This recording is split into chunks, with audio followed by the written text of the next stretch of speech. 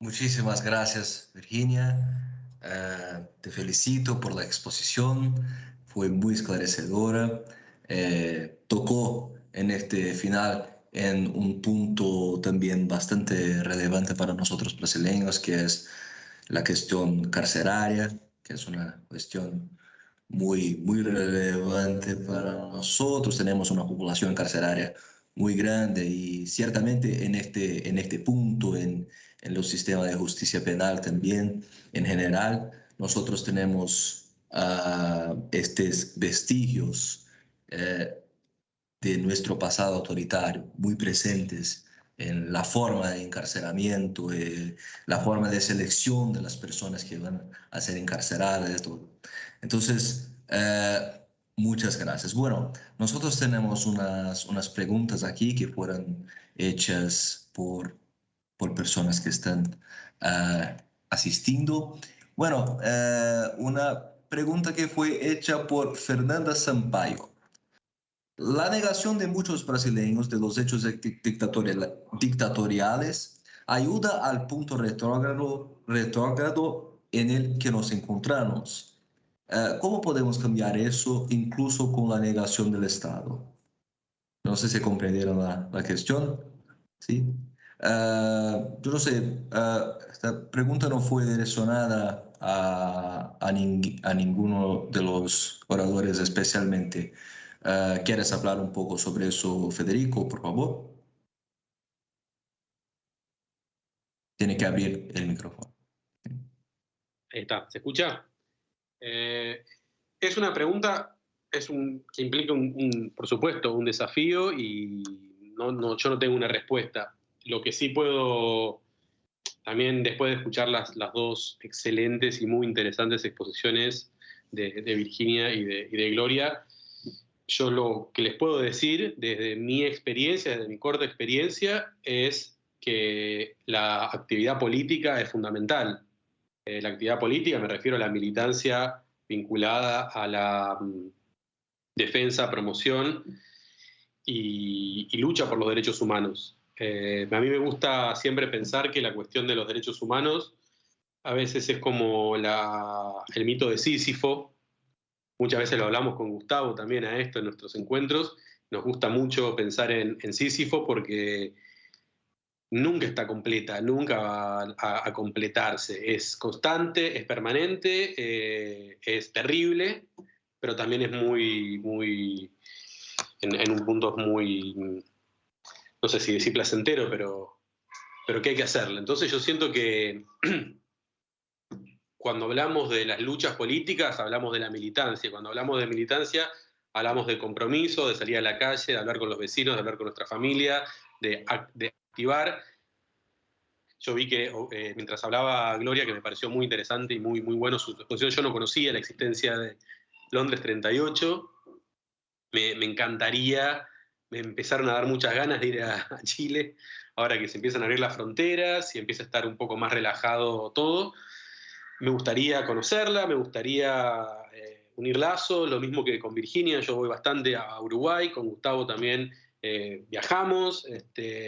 Creo que se trata de hacer esto también, de unir, de crear puentes, de unir lazos de conexión, de no aflojar con la piedra de Sísifo y, y coordinar tareas, conocer y no olvidarse que nosotros estamos enmarcados en lo que es una lucha popular, que no estamos solos. Así como está Gustavo, como hoy está la Defensoría, como están los oyentes, como está Gloria, como está Eugenio, como estoy yo, como está Virginia, perdón, como estoy yo, eh, somos muchos más y no tenemos que bajar los brazos.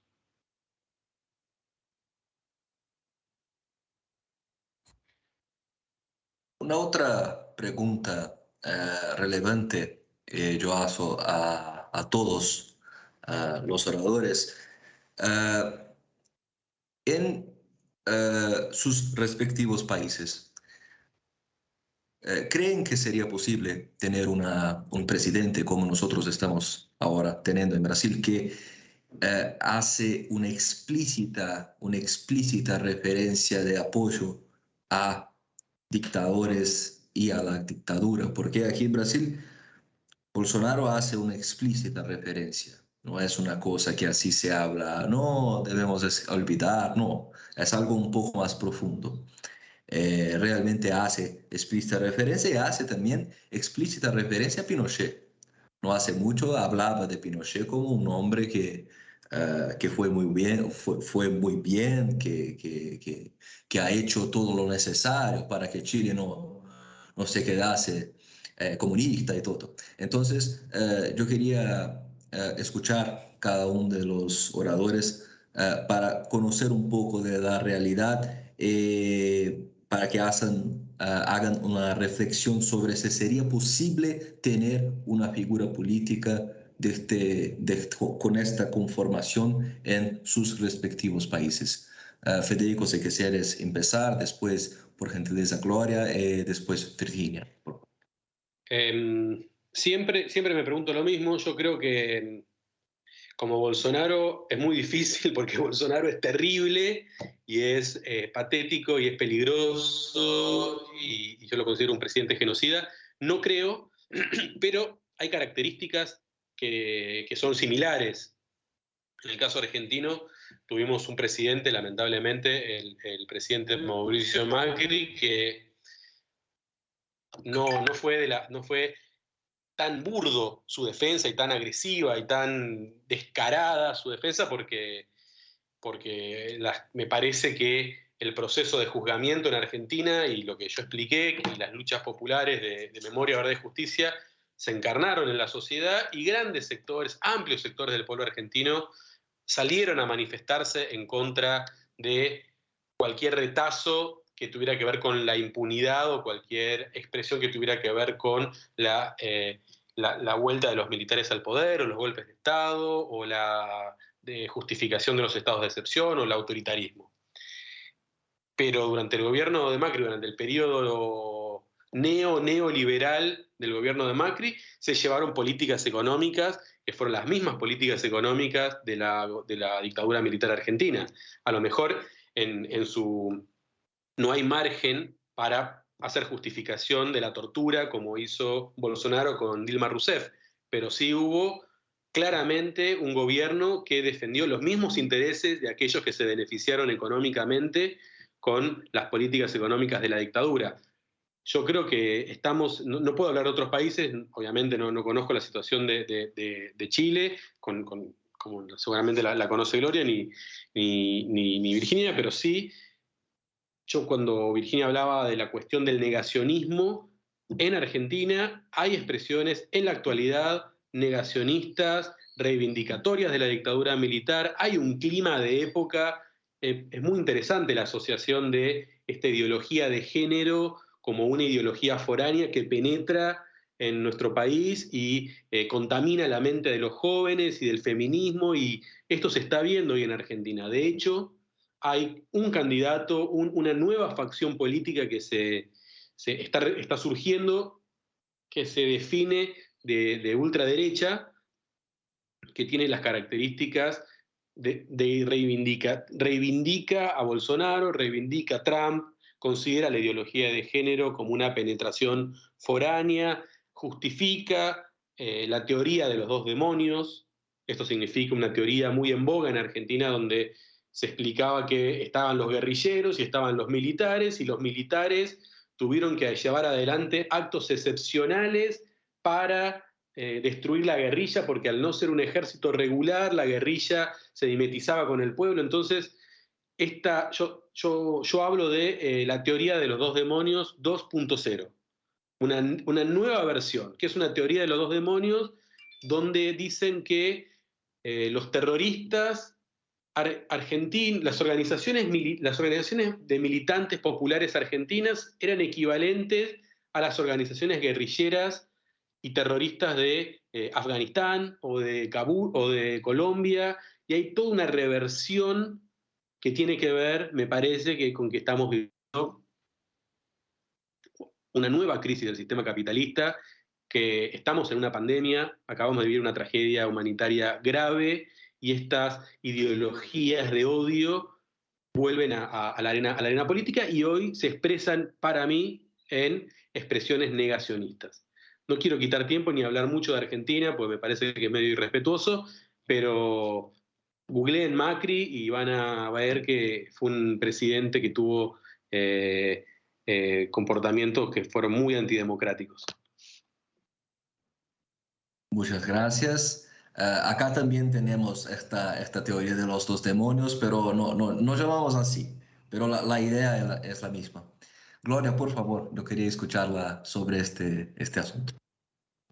Sí, bueno, escuchando a Federico, en realidad, si yo comparo la derecha, la ultraderecha chilena, o incluso la derecha, con Macri, Macri es un caballero.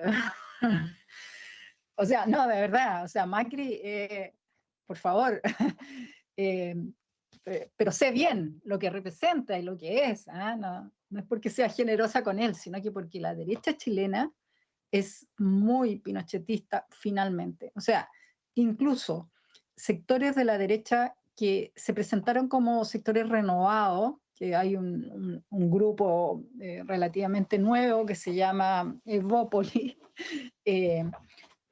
ellos finalmente, frente a lo que significó la revuelta, tuvieron una posición dura, incluso más dura que parte de los partidos más tradicionales de la derecha.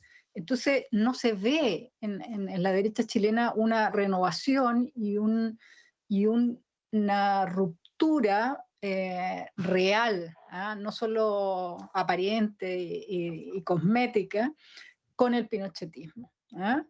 O sea, puede haber un discurso renovado, pero cuando tú ves cuáles son sus posicionamientos frente a los temas centrales, no han sido capaces de renovar su política. O sea, finalmente no hay caso. Y lo que es peor, que hay un sector de esa derecha que, bueno, pertenecía al partido que fue el sustento principal de la dictadura, que es la UDI, la Unión Demócrata Independiente.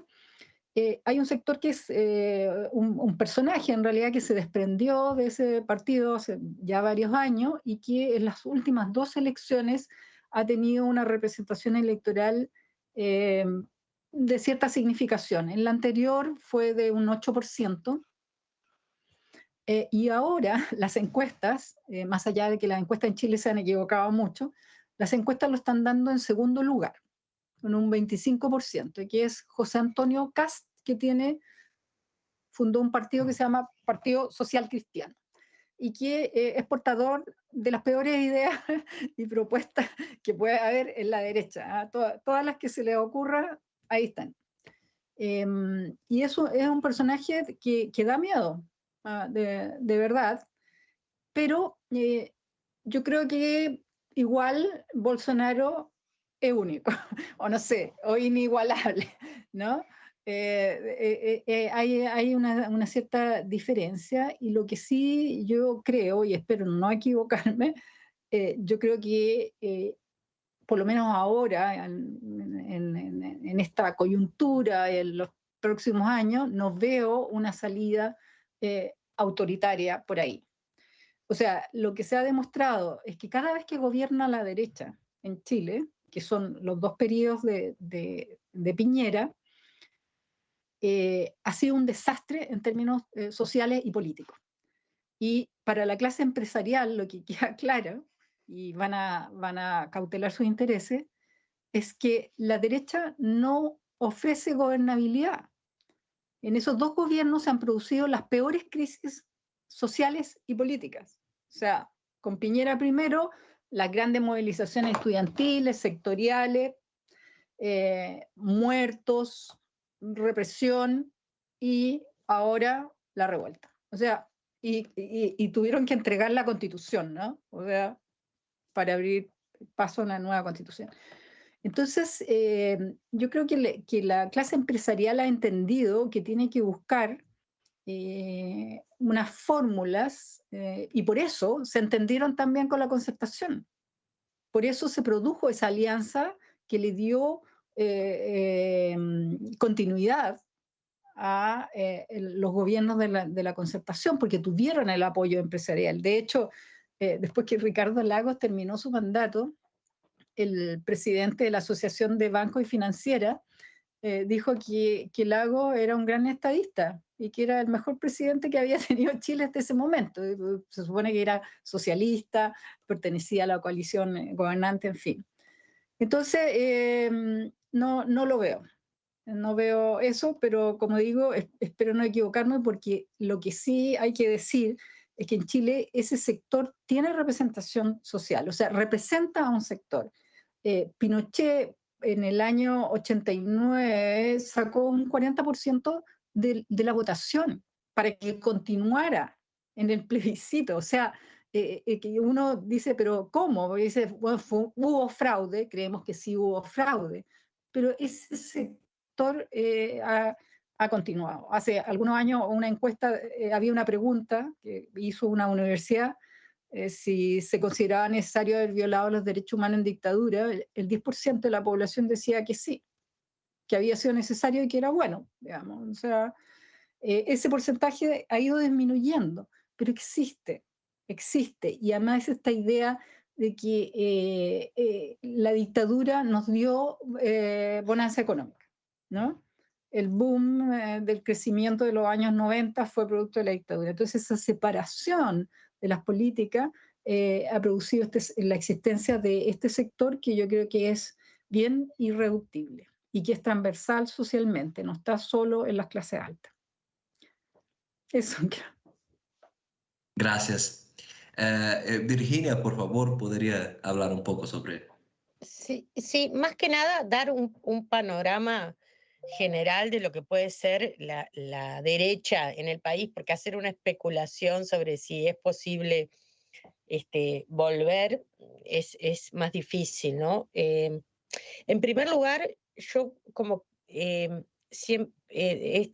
que voy a decir capaz que suena un poco herético, pero yo nunca he creído en el nunca más, ¿no? Porque o sea, es una aspiración, pero la realidad nos muestra que no es posible y que siempre que haya necesidad histórica, va a haber, y no sé, todos asistimos horrorizados en Chile a esa represión sin límite contra los jóvenes, no sé, no solamente contra los jóvenes, bueno, por poner el ejemplo de Chile que nos conmovió tanto, y no porque lo de Colombia, que es otro país donde la vida no vale nada, pero que no lo tenemos nosotros tan cerca en términos de información. Lo que yo creo que estamos viendo, por lo menos en Uruguay y en otros países, es el resurgimiento de una ultraderecha orgullosa, que se muestra, que se exhibe, que también le gusta espantar con su discurso, con sus fórmulas, revanchista contra todo lo que fue la agenda de derechos de nuestros países, y Uruguay, que pasa por ser una excepción civilista, que tiene un frente amplio que todos admiran y quisieran tener, ¿no? Bueno, tenemos una derecha militar que se creó en 2019 con un partido que alcanzó en un año o un año y poco casi el 12%, 11 y algo de los votos, que tiene 3 senadores, que tiene 10, 11 diputados, que los militares a través de este partido, que está comandado por quien era el comandante en jefe del ejército, y que todos decían, no, nosotros con él no vamos a ir, fueron en coalición, y forma parte del gobierno, y tiene militares en todo el Estado. Los militares han vuelto al Estado. Y que tiene este discurso antiderechos, y que lo que nos demuestra, que me parece que capaz que enganchamos un poco con la pregunta del inicio, que tenemos que tener claro que los derechos conquistados son reversibles, que se puede volver atrás, siempre se puede volver atrás, ¿no? Acá todo el tiempo se habla, de repente por otros caminos, ¿no? Pero tiene unos ejes: no aplicar la ley de interrupción voluntaria del embarazo, buscarle alguna salida lateral. Se pone en tela de juicio, bueno, la legalización de la marihuana, no sé, porque es un paquete que no solamente habla de... Volvemos nosotros en Uruguay a la instancia, bueno, de privatización de las empresas públicas. Se acaba de hacer además un acuerdo, se le entrega una empresa a un consorcio extranjero por 50 años el puerto. El puerto, que nosotros somos un país que, ¿no? Sin puerto, toda la operativa del puerto en manos de una empresa privada. O sea, sin, hay retrocesos gravísimos sin Bolsonaros, ¿no? Y cada país los tiene de acuerdo a su tradición política, histórica, a su sistema de partidos, a su movimiento popular. Entonces quizá no tengamos nosotros un personaje de esas características tan arquetípicamente reaccionario y disparatado, porque, no sé, cuando uno lo oía en el Parlamento dando vivas al terror de Dilma, pensaba que, bueno, esto era como una especie de fantoche y termina muy poco tiempo después siendo presidente. Pero quiero decir que todos tenemos nuestro escenario Bolsonaro, que tiene el color de nuestras tradiciones, de nuestras posibilidades, ¿no? Eso. Sí, de acuerdo, totalmente de acuerdo. Bueno, más una pregunta que fue hecha por Gabriel Fernández para Glória, está em português. Na primeira palestra, houve uma discussão sobre uma nova constituinte no Brasil. E o professor José Carlos, que falou na primeira parte desse nosso evento, apresentou um receio, justamente porque estamos em um momento autoritário, com um Congresso conservador. A pergunta você acredita que as forças políticas no Chile favoreceriam uma nova Constituição progressista nesse momento? Ou existe um risco de que essa nova Constituição possa ser inadequada ou conservadora? Es una gran pregunta. Es justamente lo que se está definiendo en estos tiempos y en los próximos meses, porque la Convención Constitucional tiene un plazo de máximo un año, aunque se ha hablado de prorrogarlo, porque en verdad es un plazo extremadamente breve, pero es un proceso que está en curso y que por lo tanto está abierto. A mí me cuesta pensar que de este proceso pueda haber más signos de continuidad que de ruptura y cambio, ¿no? Porque el proceso de movilización y de rechazo al Estado actual, que la constitución de la dictadura no es más que el reflejo institucional de un modelo de sociedad, de política y del Estado impuesto a la fuerza. Entonces, me parece difícil que pueda haber continuidad. Dicho eso, creo que igualmente estamos en un momento complejo y que uno de los riesgos, en mi opinión, es que tengamos una transición punto 2, en el sentido de que se construya un nuevo acuerdo cupular que permita y regule una nueva forma de gobernabilidad y que no dé cuenta desde la Constitución de las principales demandas que estuvieron presentes en el movimiento popular. Eso yo creo que es un riesgo que sea una constitución muy consensuada con la derecha, ¿no? Y eso, ese consenso se ha construido porque hay intereses convergentes desde el espacio de alianza que gobernó durante las primeras décadas de la postdictadura. Hay intereses convergentes con la derecha, ¿no? Se han permeado, hay una clase empresarial que es transversal. Se ha hablado de un partido del orden, ¿eh? El partido del orden que sería transversal a la derecha y aparte del centro. Entonces, hay un riesgo y por lo tanto está por verse. Ahora, en mi opinión también, creo que el único mecanismo para garantizar hasta donde sea posible una constitución realmente nueva, que dé cuenta del estado actual de las necesidades y demandas de la sociedad chilena, va a pasar por la mantención o no del protagonismo que posibilitó el cambio desde la revuelta. O sea, que ese protagonismo adquiera ciertas formas y capacidad de presión a nivel institucional durante el futuro próximo. Si no se logra eso, yo creo que va a quedar el espacio abierto a esa negociación en la altura. Muchas gracias. Bueno, una última pregunta para Federico.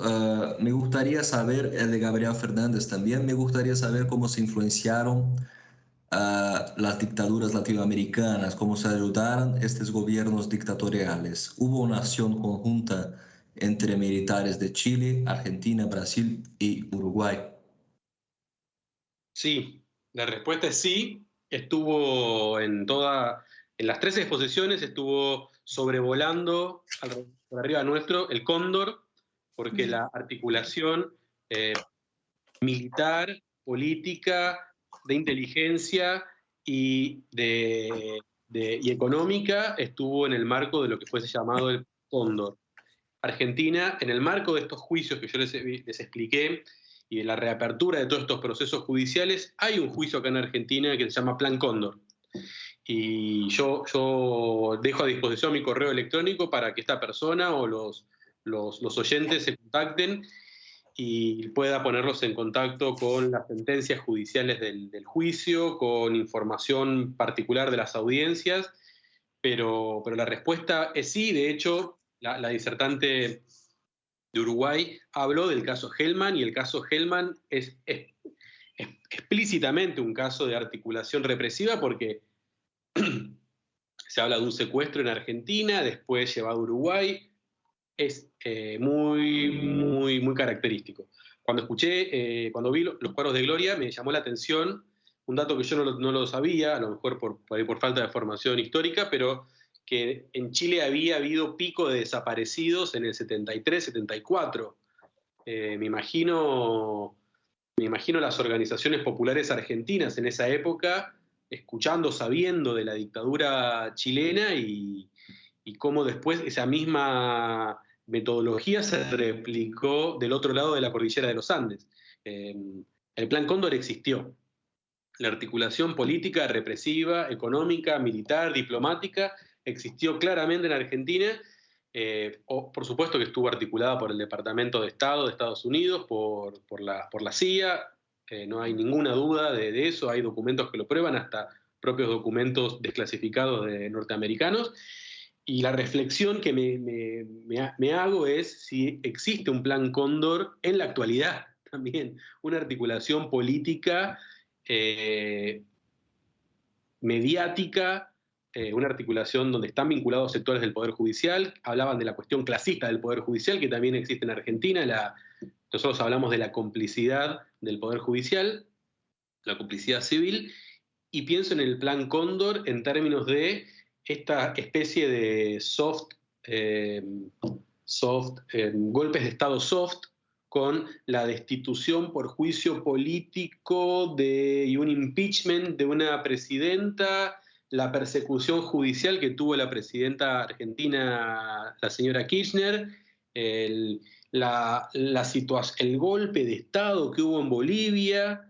Argentina, durante el gobierno de Macri, recientemente se comprobó que envió armamento a través de aviones militares. Argentina envió armamento a la golpista Yáñez. Pienso en Ecuador. Digo, me hago una pregunta. ¿Estará sobrevolando de nuevo el cóndor en Sudamérica?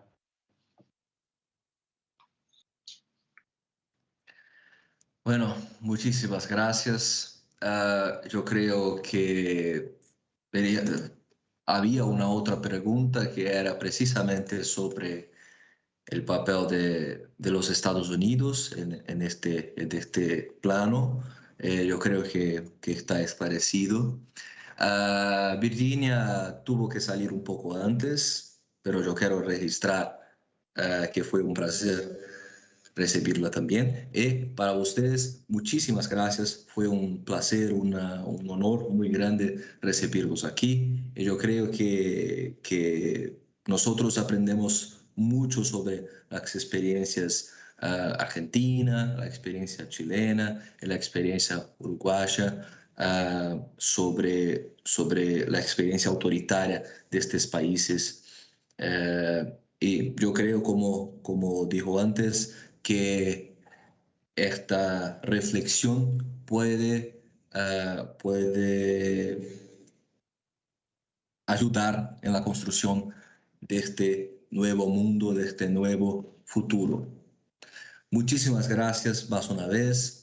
Muito obrigado a todos pela presença hoje aqui. Esta palestra ficará também no YouTube, para quem posteriormente quiser assistir. Eu agradeço muito também à EDEP, a nossa Escola Superior, por nos proporcionar todas as condições para que possamos realizar um evento tão importante como esse. Um forte abraço a todos, tudo de bom, tudo de bom.